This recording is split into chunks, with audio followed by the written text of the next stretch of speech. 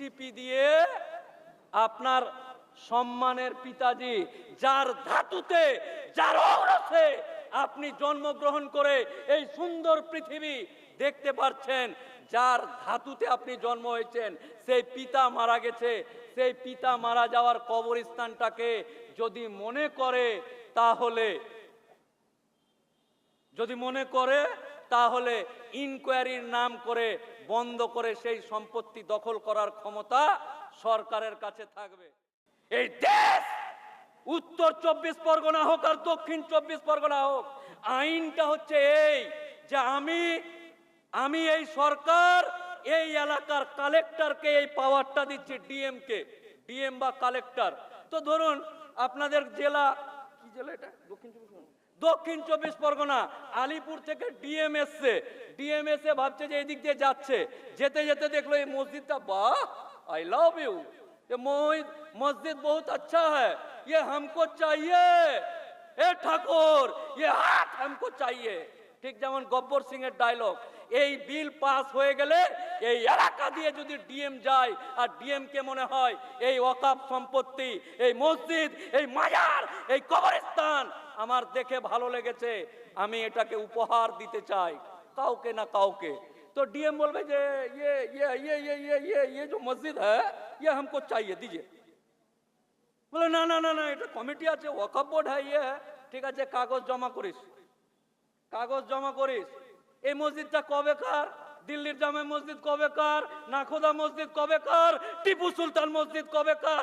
মাজার শরীফ ফুরফুরা থেকে শুরু করে আশেপাশের যত মাজার আছে কবেকার? 3 দিনের। এখনকার জমির দলিল খুঁজে পাওয়া যায় না। ডিএম বলল যে না, তোমাদের যেটা দলিল আছে হয়তো কষ্ট করে নিয়েই গেল, যেটা আমার বাপের দাদর দাদো উমুক সালে দিয়েছে, এই দলিলটা আমার একটু সন্দেহ মনে হচ্ছে, আমি এটা ইনকোয়ারি টাইপে রাখলাম। যতদিন ইনকোয়ারি হবে কোন মুসল্লি, কোন নামাজি মসজিদে ঢুকতে পারবে না। হঠাৎ একদিন রাত 12টার পর বললো যে না, আমি ইনকোয়ারি করে দেখলাম যে এখানে এটা ভেঙে দিয়ে এখানে টোটো স্ট্যান্ড করলে ভালো হয়, লোকের যেতে খুব অসুবিধা হচ্ছে, এই যে ভিড় গ্যাঞ্জাম, এইটা দিচ্ছে পাওয়ার, এই পাওয়ারটা দিচ্ছে। এই যে ভাঙড়, এই এলাকায় শ্যামলের বাপের 4 কাঠা জায়গা ছিল, ক কাঠা? 4 কাঠা জায়গা, চারিদিকে মুসলিম এলাকা। এই মুসলিম এলাকার মানুষগুলো গরিব, কলকাতার নিউ টাউনের শ্যামলের বাপের 4 কাঠা জায়গা এইখানে আছে, তারা নামাজ পড়তে পায় না, কারণ তারা নিজেরাই গরিব, মসজিদ করতে পারেনি, ঈদগাহ করতে পারেনি। শ্যামলের বাপের কাছে এই সমাজের 4 জন গিয়ে বলছে, হে শ্যামলের বাপ বিমল, আপনার সাথে আমরা কত খেলা করেছি, কি করেছি, আমাদের নামাজ পড়ার অসুবিধা হচ্ছে, আপনি এই জায়গাটা ওয়াকফ করে দেন। ঠিক আছে, কোনো বাত নেই, কোই বাত নেই, লে লিজিয়ে। জমি রেজিস্ট্রি করে হিন্দু সম্প্রদায়ের মানুষ ভাঙড়ের লোকেরকে 4 কাঠা জায়গা দিল ঈদগাহের জন্য। এখন মোদী সরকার বলছে না, দেওয়া যাবে না। হিন্দু তুমি কাহা মে দেগা, দেওয়া যাবে না। কোন হিন্দু সম্প্রদায়ের মানুষ ওয়াকফে সম্পত্তি দেওয়া যাবে না, ভালো করে বুঝলেন, দেওয়া যাবে না। কিন্তু এই বিলে বলছে যে কমিটিটা এই জিনিসগুলো দেখাশোনা করে, যে এই কমিটি 12 জন গোটা রাজ্যের সম্পত্তিগুলো দেখাশোনা করে, এই 12 জনের মধ্যে শ্যামল আর বিমলকে রাখলাম। বোঝাতে পারছি না? শ্যামলের বাপের জমি ভাঙড়ের কবরস্থানের জন্য ওয়াকফ সম্পত্তি করতে পারবে না, কিন্তু আমার বাপের দেওয়া জমি দেখাশোনার দায়িত্বে শ্যামলের বাপ বিমল আর দীপঙ্কর থাকবে। আমাদের বক্তব্য হলো এই, তু কোন হ্যায় अपना शादी में अब्दुल्ला बेगाना, নিজের জিনিস নিজেরা দেখাশোনা করব, তুই কে? আমার স্ত্রী মোহর দেওয়া বউকে আমি বাইকে করে ঘটক পুকুরে বিরিয়ানি খাওয়াবো না 6 লেনে, তুই কে? এইটা হলো আমাদের বক্তব্য। আরো বিস্তারিত যদি আপনাদেরকে বলা যায় তাহলে এক কথায় বলতে হয়, এই জিসিপি দিয়ে আপনার সম্মানের পিতাজি, যার ধাতুতে, যার ঔরসে আপনি জন্মগ্রহণ করে এই সুন্দর পৃথিবী দেখতে পাচ্ছেন, যার ধাতুতে আপনি জন্ম হয়েছেন, সেই পিতা মারা গেছে, সেই পিতা মারা যাওয়ার কবরস্থানটাকে যদি মনে করে তাহলে ইনকোয়ারির নাম করে বন্ধ করে সেই সম্পত্তি দখল করার ক্ষমতা সরকারের কাছে থাকবে।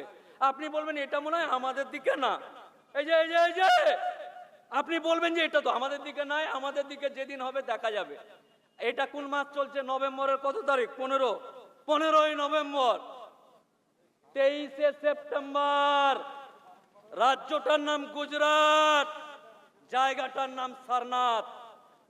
আজ থেকে 600 বছর আগের একটা খুব সুন্দর মাজার, খুব সুন্দর মাজার, আর ওই মাজারের পাশেই খুব সুন্দর একটা মসজিদ। অনেক দিন থেকে ভাবছে লিবো, যখনই যেদিক দিয়ে যাচ্ছে এটা চাই, ইয়ে চাইয়ে, এ কালিয়া ইয়ে চাইয়ে। একদিন হঠাৎ করে ইনকোয়ারির নাম করে বন্ধ। রাত 12টার সময় ওই মতোয়াল্লি মুয়াজ্জিন যারা দায়িত্বে আছে, ওই এলাকার ডিএম, কবে? এই যে 2 মাস আগে, 2 মাস না হয়নি, পুরেনি 2 মাস আগের গল্প বলছে। আইন চালু হয়নি, এখনো বিল পাস হয়নি, তার আগের দাদাগিরিটা দেখেন। বলার কে আছে? সবসে দামি মখলুকাত बैठा है। দামি মখলুকাত নিজের বউ, কার বেটির সাথে কে পালিয়ে গেছে, কার জমি কার আল চাপে গেছে, এগুলা নিয়েই ব্যস্ত। দামি মখলুকাত, আল্লাহর সব থেকে মূল্যবান সৃষ্টি, খৈনি কচলাতে আর কার বেটি কার সাথে পালিয়ে গেছে, এই নিয়েই ব্যস্ত। ঠিক তেমনি 23শে সেপ্টেম্বর গুজরাটের সারনাথের ওই কমিটিকে ডিএম বললো, এসো এসো এসো এসো, একটু তোদের সাথে আলোচনা আছে। আসলো। আমাদের মধ্যে যদি এই যে ধরুন এতটি লোক আছে, এই লোকটির মধ্যে যদি কারো ডিএম এর সাথে সম্পর্ক থাকে, ওর মাটিতে পা ঠেকে না। ডিএম মনে হয় ওর শ্বশুর, রাস্তায় হাঁটবে, আমার ডিএম এর সাথে সম্পর্ক, আমি বিশাল দামি লোক, মানে হাব ভাব এমন হয়ে যায়। নেতা ফেতা বাদ দেন, থানার আইসির সাথে এই এলাকার মফিজুলের যদি একটু মাছ ফাছ খাইয়ে চেন হয়, এলাকায় হাঁটে নাও, 2 হাত উপর দিয়ে হাঁটে, আমার আইসির সাথে সম্পর্ক আছে। আরে ওই আইসি তোকে 1 মিনিট লাগবে না তোকে অ্যারেস্ট করতে। যাকে মাছ খাইয়ে এলাকাতে তরক তরক করে হাঁটছিস তাকে। ওই ডিএম যখন ডাকলো, ওই 13 জনকে অ্যারেস্ট করলো ডিএম। কালেক্টর যেই কালেক্টরের কাছে এই বিলের খসড়াতে বলছে যে আলিপুরের কালেক্টরকে আমার দায়িত্ব দিলাম, ওই কালেক্টর ডাকলো, ডেকে তারপরের দিন 3-4টা বুলডোজার নিয়ে সেই মাজার শহীদ করলো, মসজিদ শহীদ করলো। আর আপনি বলছেন যা হোক তারপর দেখা যাবে। সরি। তাই আপনাদের সকলকেই সজাগ সচেতন হয়ে, আর আমার শ্যামল বিমল তাদেরকে বলছি, বোকা, তোর বউকে নিয়ে কি করব? এখানে আমার বউকে নিয়ে টানাটানি করছে। তোর সম্পত্তি দেবত্বর সম্পত্তি, আমার দেখার দরকার নাই। আমার বাপের দেওয়া ওয়াকাফ সম্পত্তি, আমার দাদর দেওয়া ওয়াকাফ সম্পত্তি, আমার জেঠুর দেওয়া ওয়াকাফ সম্পত্তি, এটা নিয়ে নিতে চাইছে, তাই আন্দোলন করছি, তোর বাপেরটা নয়। তাই অত্র এলাকার সমস্ত সম্প্রদায়ের মানুষকে আজকে অনেকে বলবে, যা তোদের সম্পত্তি নিল তো আমাদের কি? এই যে শ্যামল দীপঙ্কর, তেলেঙ্গানা একটা রাজ্য হয়েছে, অন্ধ্রপ্রদেশ একটা রাজ্য আছে, ওই কমিটির আন্ডারে ওখানে দামি দামি মন্দির আছে। ওই মন্দিরের কমিটির নাম টিডিডিপি। ওই মন্দিরের